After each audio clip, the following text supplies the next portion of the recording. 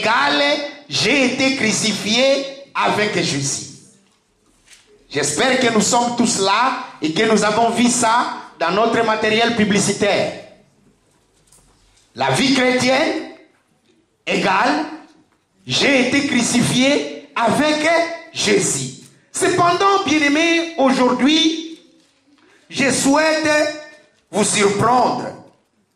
Certainement, il y a une raison pour laquelle nous avons choisi ce thème et que nous allons certainement développer. Mais laissez-moi vous dire que si nous avions suffisamment d'espace dans les leaflets et le matériel publicitaire, nous allions peut-être dire autre chose pour que Dieu soit glorifié.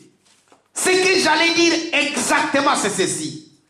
La vie chrétienne égale la vie abondante. Et la vie abondante trouve sa source de ma mort à la croix et de ma résurrection avec Jésus-Christ. Est-ce que vous me suivez? Amen. Donc la vie chrétienne égale la vie abondante. Et la vie abondante a une source. Sa source vient d'où? De ma mort. Pas la mort de Jésus. Ma mort d'abord, ma mort à moi. Ma mort et ma résurrection avec Jésus-Christ. Est-ce que vous me suivez? Amen. Donc, c'est cela, bien-aimé. Tout notre problème aujourd'hui, c'est de comprendre la vie chrétienne, c'est quoi? La vie chrétienne, c'est quoi? C'est ça, tout notre problème aujourd'hui.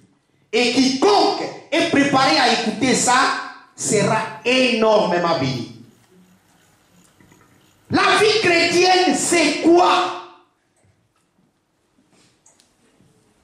Et moi, je vais essayer de vous dire quelque chose au sujet de la vie chrétienne.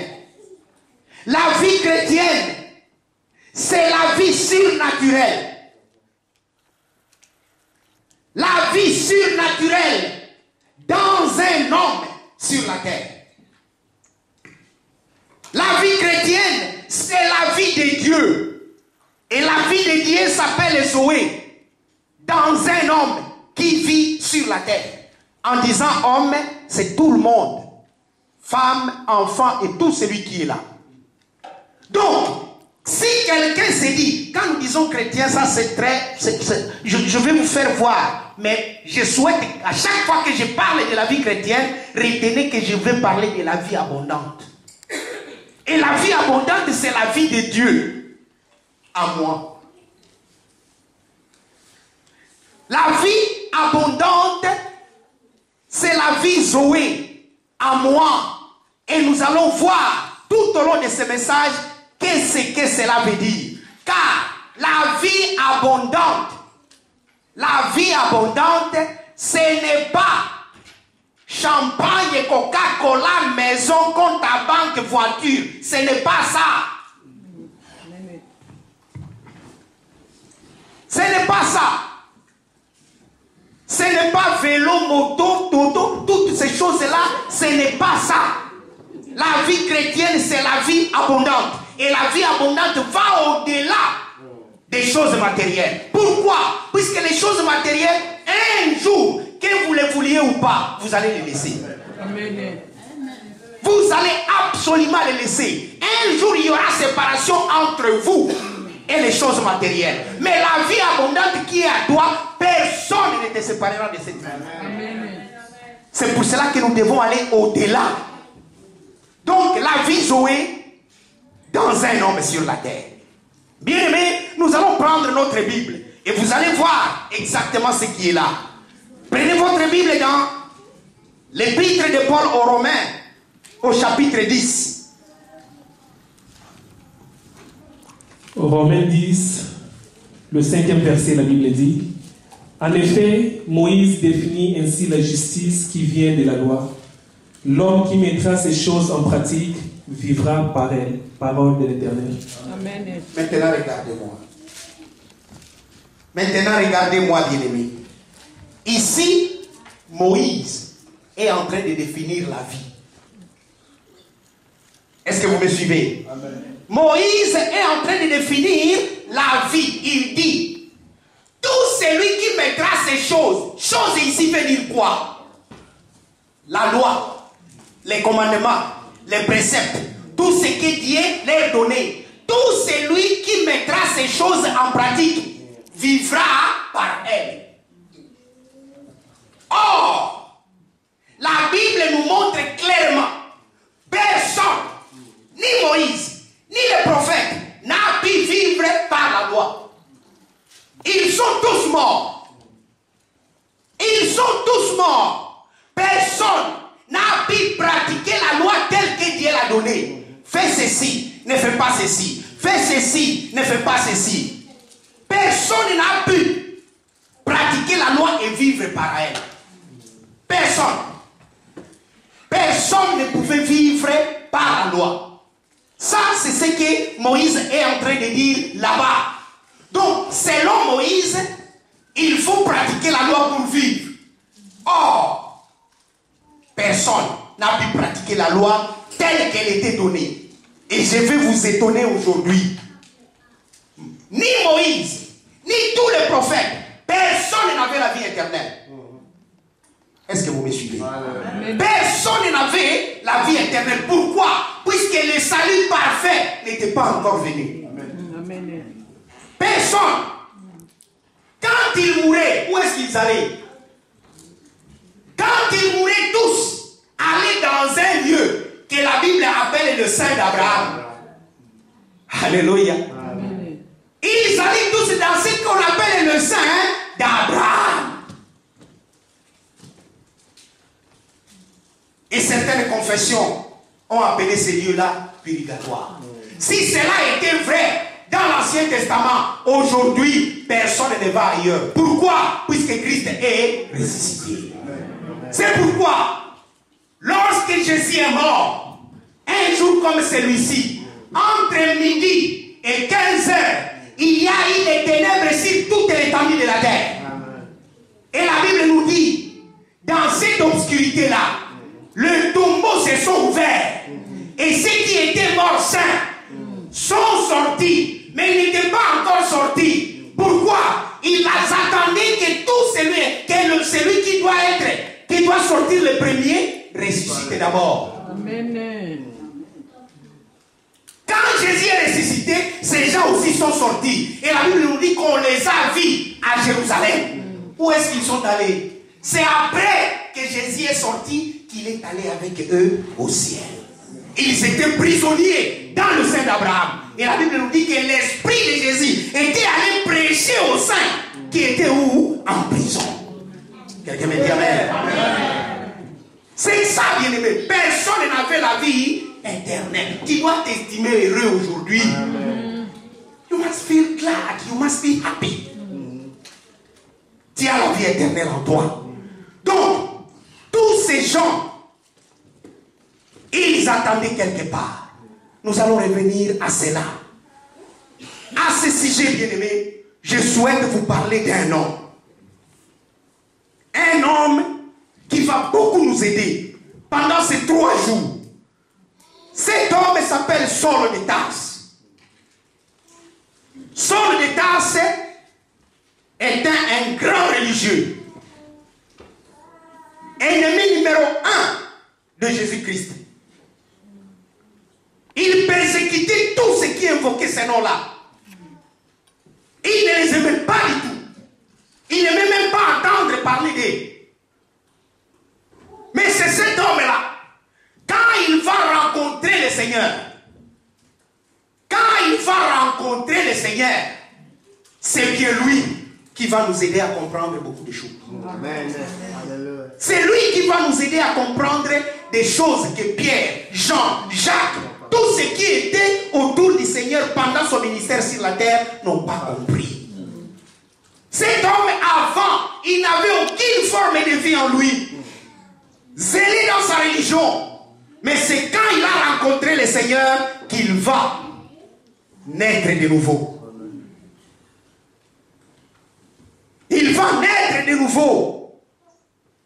Bien que physiquement, lui n'a pas rencontré le Seigneur, il va prononcer 3 éléments qui vont nous troubler.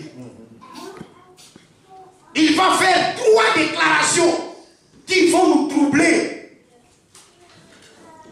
Paul, c'est ce qu'il était devenu lorsqu'il est né de nouveau. Il va faire 3 déclarations qui vont changer toute notre façon de voir les choses.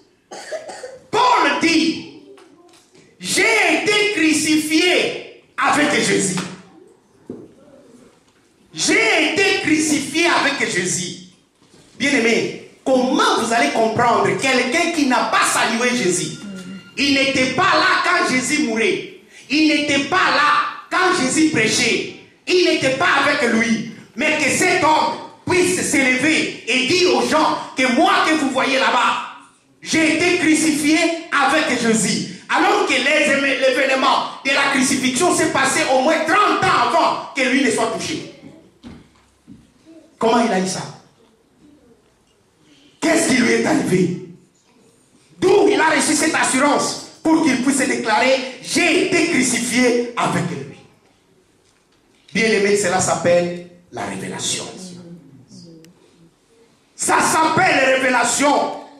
C'est à cause de ça que Paul a eu la victoire sur le péché. C'est à cause de ça que Paul a eu la victoire sur Satan. C'est à cause de ça que Paul a eu la victoire sur toutes les tentations et même les convoitises de la chair. J'ai été crucifié avec Jésus. Ça, c'est la première déclaration qui nous touche. Il continue. Il dit, j'ai été ressuscité avec lui. J'ai été ressuscité avec lui. Cela veut dire quoi? Paul nous confirme ici. Saul de Tarse que vous voyez en train de tuer les chrétiens, ce n'est plus moi. Celui qui tuait les chrétiens est déjà mort. Moi que vous voyez, je suis un homme nouveau. J'ai ressuscité. Le vieil homme qui était rentré dans le tombeau, il n'est pas sorti de ses jours de mort. C'est un homme nouveau qu'on appelle la nouvelle création qui est là devant vous. Un homme justifié, en qui il n'y a aucune condamnation. Cela a permis à Paul de savoir qu'il y a une nouvelle vie en lui. Ça lui a permis de comprendre qu'il a une nouvelle vie en lui. Troisième grande déclaration de sa vie. Il a dit, ce n'est plus moi qui vis, mais c'est Christ qui vit en moi. Ça, c'est une grande déclaration. Un homme comme toi et moi, ici sur la terre, qu'il s'élève et qu'il dise, tel que vous me voyez là, Congolais dans la chair, Anglais dans je ne sais quoi, mais en moi, c'est un autre homme qui vit.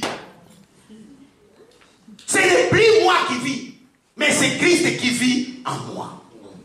Ça, c'est une très grande déclaration. Et bien aimé, ça, ce ne sont pas des slogans, c'est la réalité spirituelle. Amen. Ces 3 éléments ont fait de Paul le plus grand apôtre de tout le temps. Parce qu'il a accepté la révélation. Et là, bien aimé, je souhaite aussi vous surprendre. Paul n'est pas allé chez Pierre pour être délivré. Il n'est pas allé chez Jean pour être enseigné. Il n'est pas allé dans une campagne de miracles et de guérison pour être guéri. Alléluia. Amen. C'est pourquoi aujourd'hui, quand vous recevez une révélation, on n'adhère pas à la révélation. Non. On accepte la révélation. On vit dans la révélation. Et on manifeste cette révélation pour que les gens voient que vous êtes réellement transformés. C'est ça le problème de la révélation. Beaucoup de gens reçoivent la révélation de Dieu, mais ils ne vivent pas dans cette révélation-là. Ils ne manifestent pas la révélation de Dieu. Ils adhèrent seulement. Et quand on adhère, très facilement on change. Très facilement on change. C'est pourquoi, bien aimé, je vous prie aujourd'hui, si vous recevez une révélation dans ce message, acceptez la révélation. Vivez dans cette révélation et manifestez cette révélation au dehors. Paul n'a pas caché sa foi, ni devant Pierre, ni devant Jean, ni devant Jacques. Il pouvait être complexé que ces gens ont marché avec le Seigneur. Comment moi je viendrai leur dire que c'est moi qui vis? Et ce n'est plus moi qui vis, c'est Christ qui vit en moi. Ils vont me poser la question, mais toi tu l'as vu où?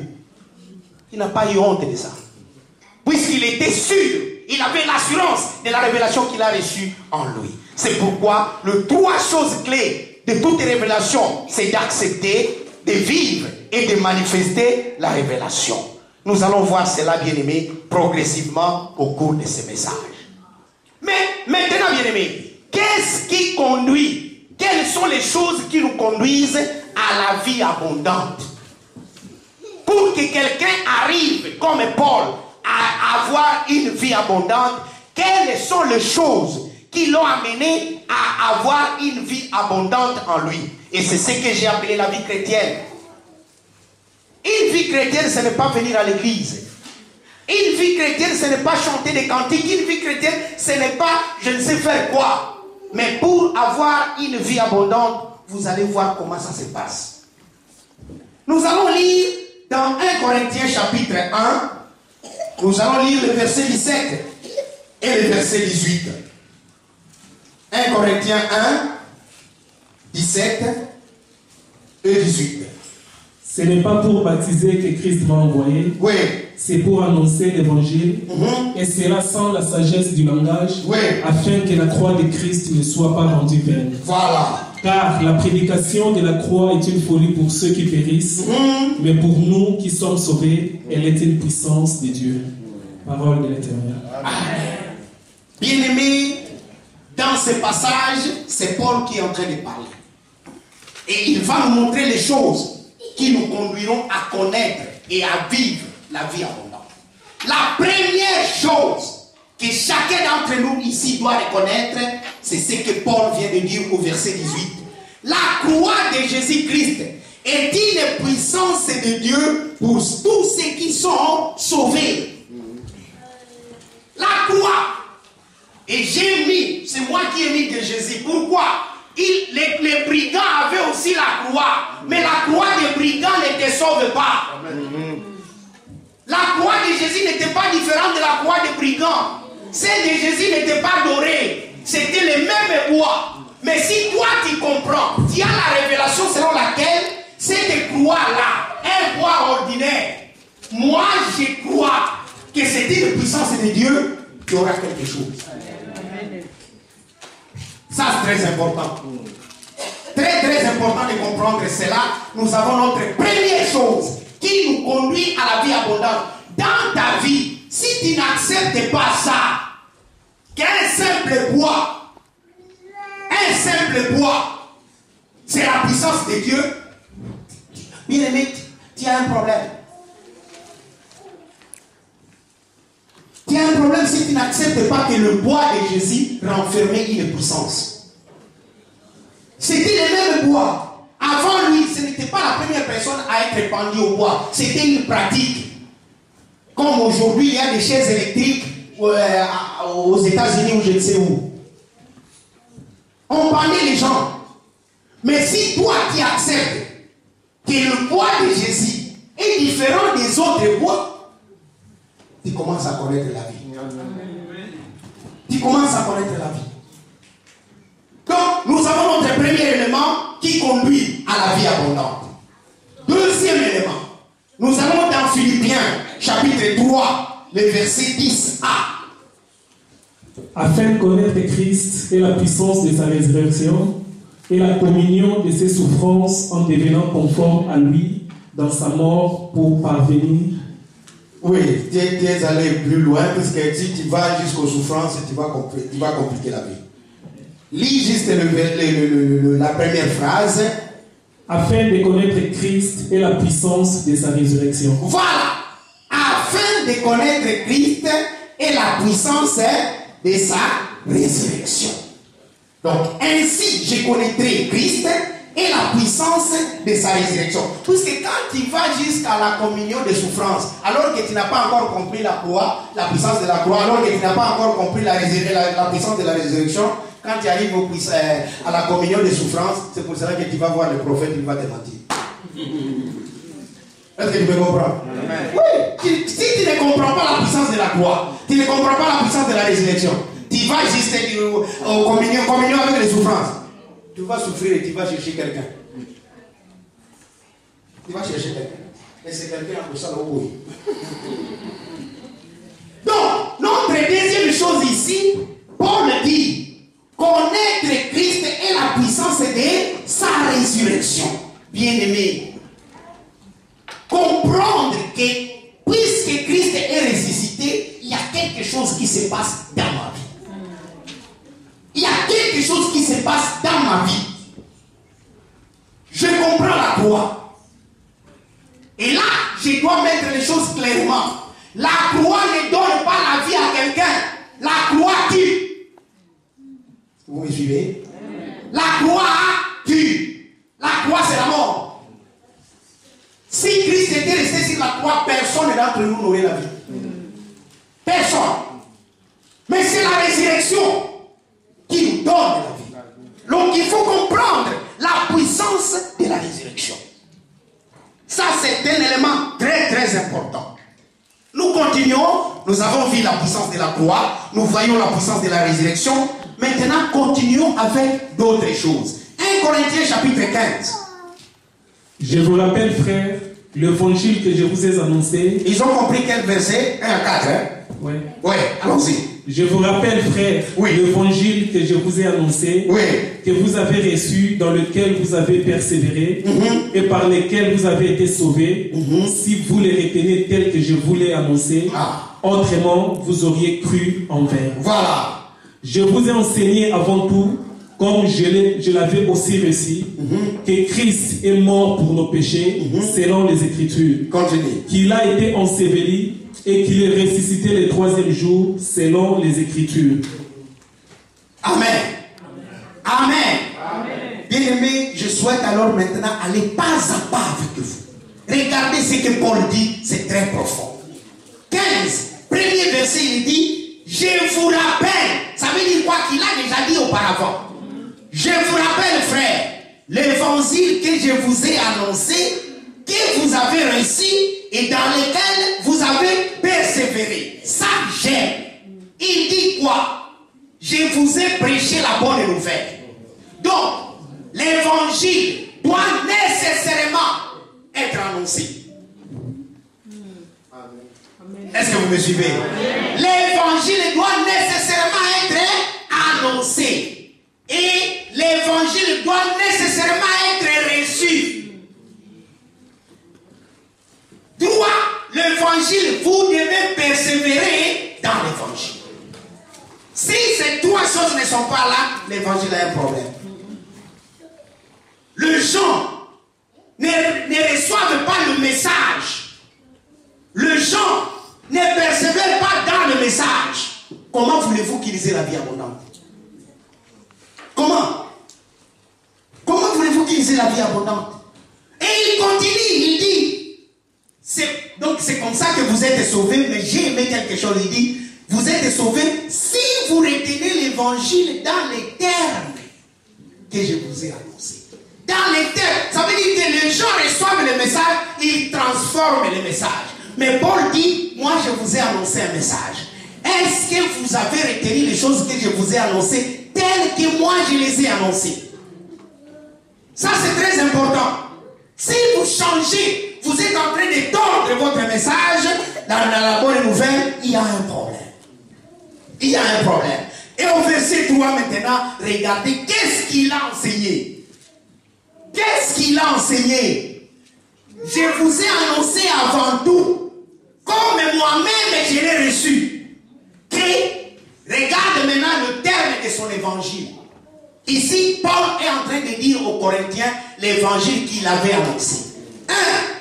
Christ est mort pour nos péchés, selon les Écritures. Christ est mort. 2. Il a été enseveli. C'est ça l'évangile selon Paul.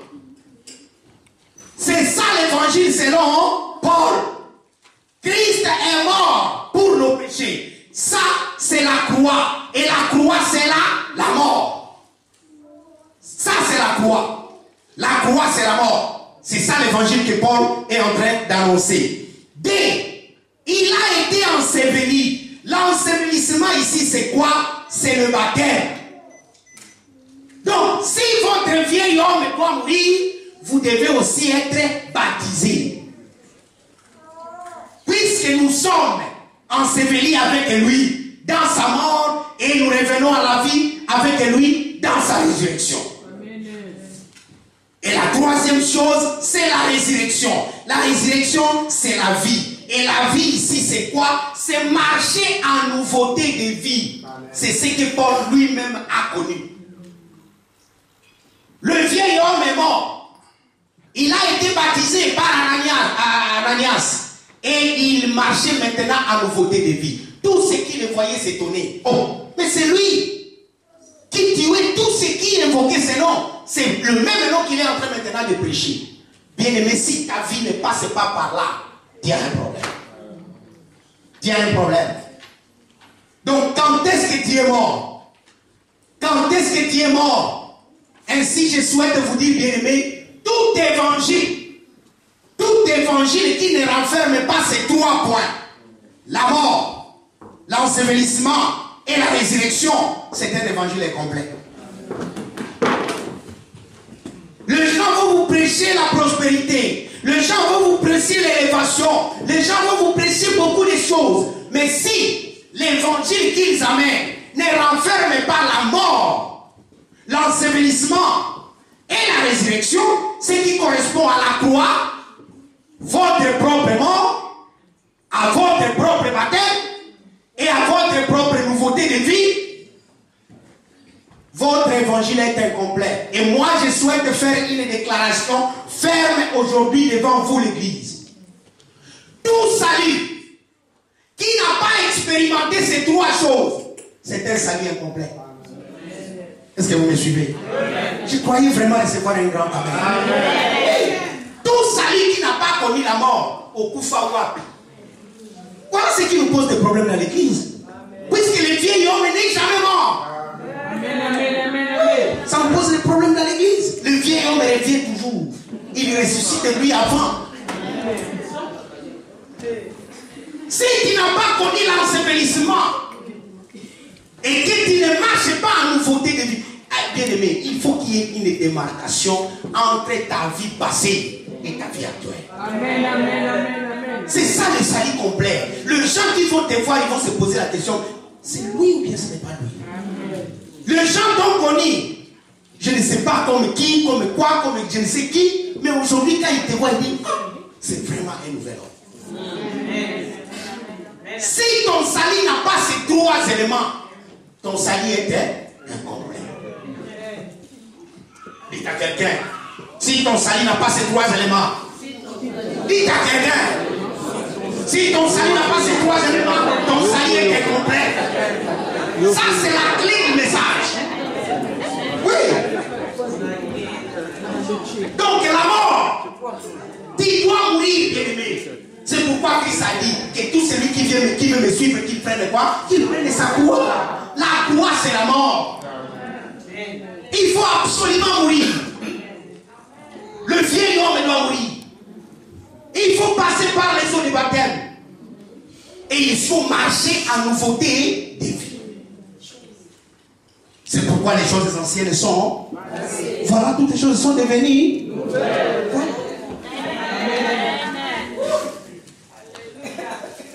Donc c'est ça, bien-aimé, qui nous conduit à la vie abondante. Si tu n'as pas cette révélation, tu peux être prophète des nations. Tu peux être prophète de je ne sais de quoi. Mais aujourd'hui, si ces choses ne sont pas dans ta vie, il y a un réel problème même aux gens qui t'y prêchent. Donc ce sont ces trois éléments qui nous conduisent avec ce que nous avons vu auparavant dans la vie abondante. Maintenant, dans la vie abondante, il y a une réalité que nous ne devons pas oublier. C'est le péché. Alléluia. Bien que Dieu a déjà résolu le problème du péché, mais le péché constitue un problème. La réalité sur le